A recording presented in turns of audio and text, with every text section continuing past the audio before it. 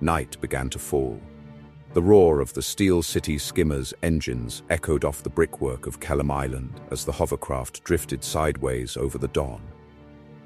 At the helm was R.A. Waddilove, goggles tight against his face, navigating the craft with the precision of a man who knew every shortcut in South Yorkshire. Mel Sterland adjusted his trench coat, the collar turned up against the Sheffield chill. In his pocket, he felt the familiar weight of his lucky 1992 championship medal. "Easy on the turns, Waddilove," Mel barked. "We're not chasing a winger down the touchline today. We're hunting a vandal." Sitting in the passenger seat and nursing a lukewarm thermos of tea was Lee Chapman. Chappie wasn't officially on the payroll, but his tactical mind was unmatched. He saw the city like a penalty box, full of movement, deception, and angles to be exploited. "Target sighted, Mel," Chapman said, pointing a steady finger toward the manicured suburbs of Dor. "The Midnight Clipper. He's been hit and run for 3 nights. Look at that privet hedge over there." "That's definitely not a topiary swan. Looks more like a massive cock and balls," said Mel, squinting. "In our day, you'd get a red card for displaying something like that in public. It's an effing disgrace to the neighborhood." As the skimmer hissed to a halt on a driveway, a local community officer jogged over, waving his arms.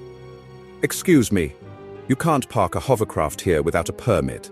And I must insist you use inclusive language when addressing the—" "Save it, sunshine," Mel interrupted, stepping off the craft and ignoring the outstretched hand. "I've got a city to clean up, and I don't care about your progressive parking initiatives. If you want to make yourself useful, go find me a steak pie. We're doing real work here." Chapman joined him, torch in hand, his eyes scanning the area. "Mel, look at the cut pattern. These aren't random.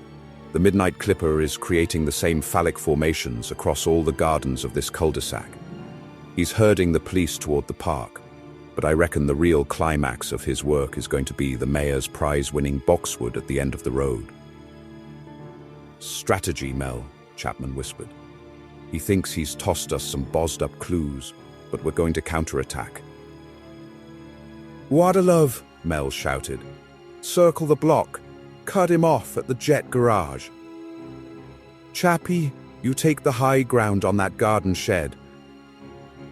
Suddenly, a shadow darted through the leaves, a figure clad in dark spandex with a pair of high-powered electric shears. The Midnight Clipper was fast, but he hadn't accounted for the Steel City skimmer.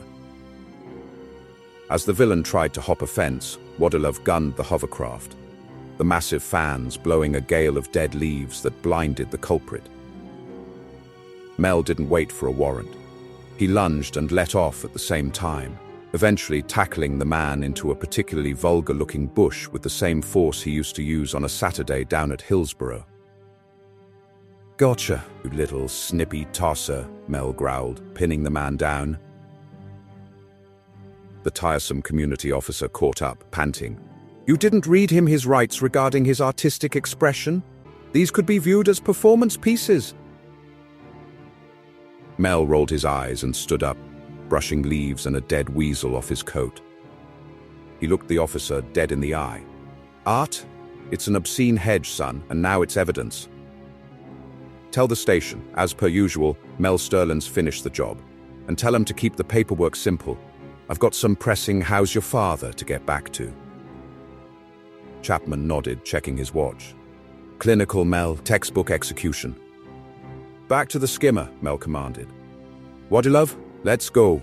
Right, lads, anyone fancy a late-night Bovril?"